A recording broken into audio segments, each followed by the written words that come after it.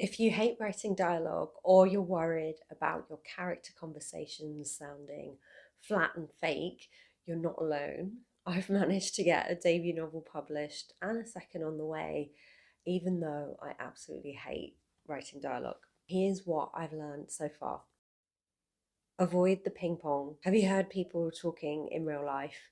People rarely respond directly to other people in conversations, where you just have character A saying one thing and the other character responding directly to whatever character A has said. You're in danger of losing the tension and making it. Instead, there's three things you can do to make your dialogue come alive. So let's take this example, and bear in mind it's just something I've written to help illustrate what I mean. It's not going to win the Booker Prize anytime soon. Character A says, "Tell me, are you still seeing each other?" And character B replies, "Have you been going through my phone again?" Now, here, instead of character B just answering character A when they're asked a question, he's diverted the conversation by responding to a question with another question. So, this works really well in arguments where the questions are generally going to be defensive rather than open by their very nature. So, make sure you don't overuse them, as the dialogue won't go anywhere and you could end up with just a question and then another question and then another question, which doesn't really work. You still need a scene to move forward, but it's worth trying out here and there where you're trying to bring conflict into the scene. The next option, so where you have a question answered with a question, it's obviously a form of changing the subject because they haven't actually responded to what the character was asking them. But if you want to help hint that the character is hiding something, there's something else you can do, which is changing the subject entirely. So let's take this example. Character A says, "You don't seem yourself, you know." And character B replies, "Oh, look at that beautiful sunrise out there. We should go for a walk." So in this example, the character has changed the subject and you're building tension because, again, character B is hiding something and not acknowledging what the first character has asked them at all. Then you've got a third option. So sometimes you don't actually need to have the character respond at all. Taking the example before, if character A was to say, "You don't seem yourself, you know," character B might not actually respond in dialogue, but with an action or behavior instead. So, for example, instead of actually answering the question, they get up and they put on some music, or they go and give the person a hug to quiet them, or they do something else to distract character A from the question that they've just asked.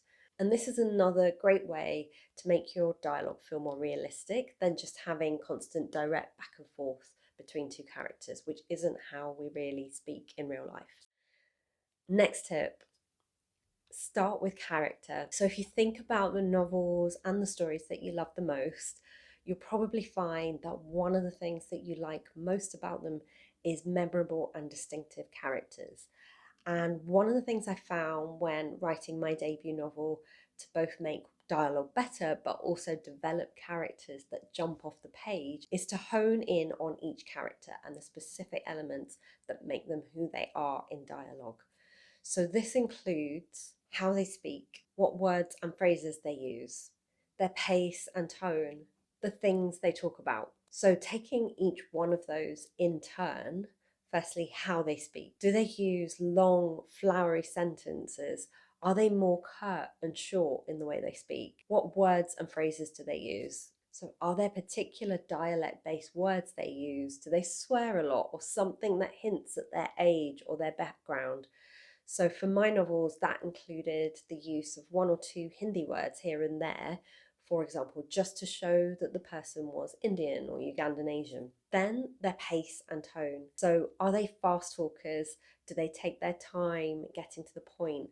Are they dour? Are they optimistic and more bright in their tone and way of speaking? Finally, the things they talk about. This includes the metaphor or similes that they use, for example, which can make the character dialogue much richer. So you might have a scientist. They're perhaps more likely to talk about facts and figures to describe things than they are abstract ideas or highly visual examples.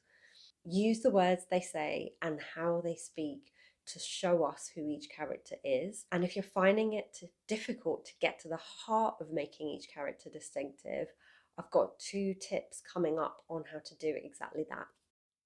The first way to make the character more distinctive, be clear on character goals. The best dialogue works where the characters have different agendas and we see them trying to strive to get them. And your dialogue will have more forward momentum and interest if you're clear on each character's goals.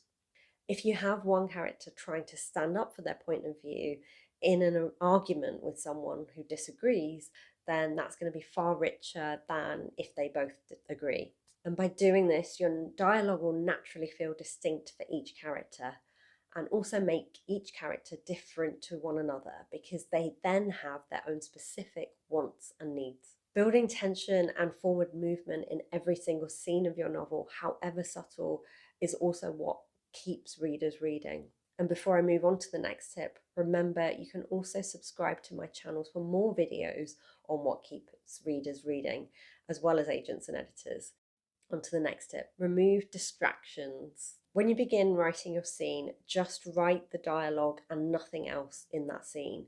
So no descriptions, no actions, no he said, she said, only the words your characters actually say to each other, like you would, for example, with a screenwriting script where it's more about the dialogue and less about the actions and the descriptions that go with it. And this way you're able to focus on making the characters distinctive with the things that they're actually saying to each other. And you're also building a natural rhythm with the way they talk with each other.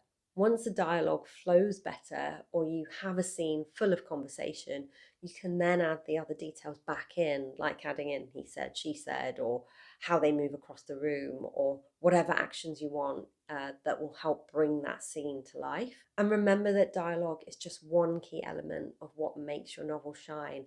And none of it matters if you don't hook a reader, agent, or an editor from that very first page. And to find out how to do that, I highlight the biggest mistakes people make in their first chapter in this video. So you might like to watch that next.